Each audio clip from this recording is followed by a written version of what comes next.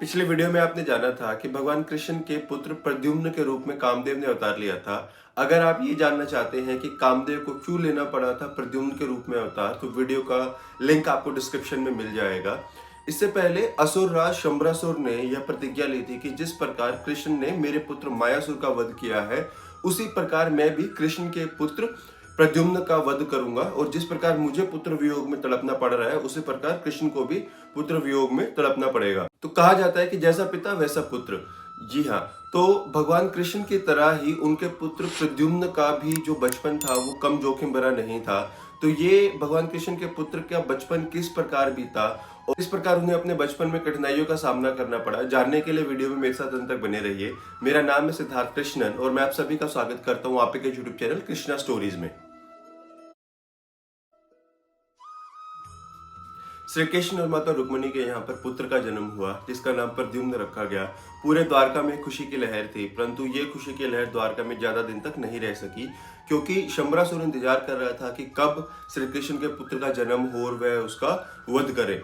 तो यह खबर शंबरासुर को मिल गई कि श्री कृष्ण के यहाँ पर पुत्र का जन्म हुआ है और वह द्वारका आ पहुंचा।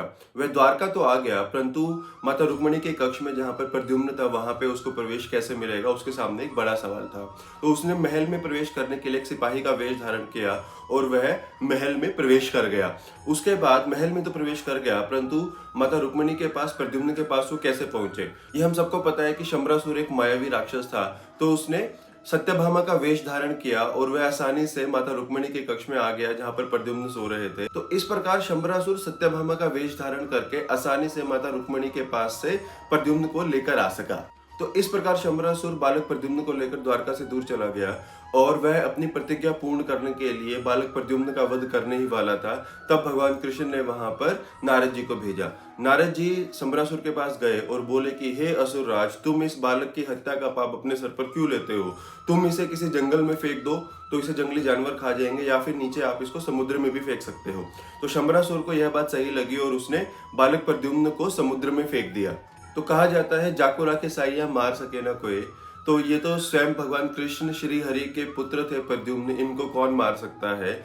जब शंबरासुर ने प्रद्युम्न को समुद्र में फेंका तो बालक प्रद्युम्न आराम से एक मछली के गर्भ में जाके स्थापित हो गए। तो उसके बाद कुछ मछुआरों ने उस मछली का हरण कर लिया और मछुआरे उस मछली को लेकर शंबरासुर की नगरी चले गए। तो यहाँ पर भगवान कृष्ण की माया देखिए, भगवान कृष्ण की लीला देखिए। जो मछुआरे उस मछली का हरण करके लेके गए वो शंबरासुर के दास थे, शंबरासुर की नगरी के शंबरासुर के ही दास थे। तो इस प्रकार प्रद्युम्न पहुंचे शंबरासुर की नगरी, जहां पर उन्हें बड़ा होकर शंबरासुर का वध करना था।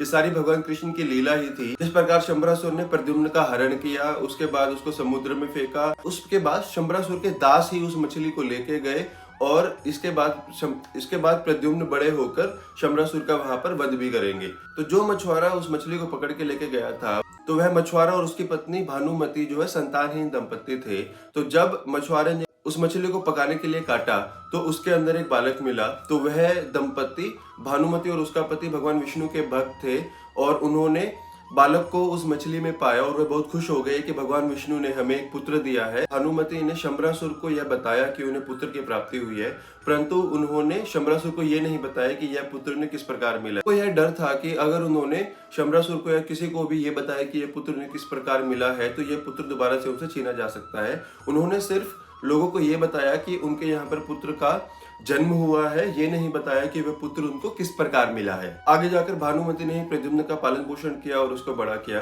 तो इस प्रकार भगवान कृष्ण की तरह ही उनके पुत्र प्रद्युम्न को भी अलग अलग प्रकार के भिन्न कठिनाइयां जो है अपने जीवन में सहनी पड़ी, अपने बचपन में सहनी पड़ी। अगली वीडियो में हम आपको बताएंगे कि किस प्रकार भानुमति ने प्रद्युम्न का पालन पोषण किया और किस प्रकार फिर आगे जाकर प्रद्युम्न एक तेजस्वी योद्धा बना और किस प्रकार उसने फिर शंबरासुर का वध किया।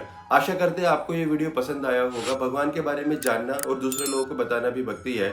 वीडियो को लाइक करें, शेयर करें और चैनल को सब्सक्राइब करना ना भूलें। मिलते हैं अगली वीडियो में, तब तक कृष्णा स्टोरीज देखते रहें और भगवान का नाम लेते रहें।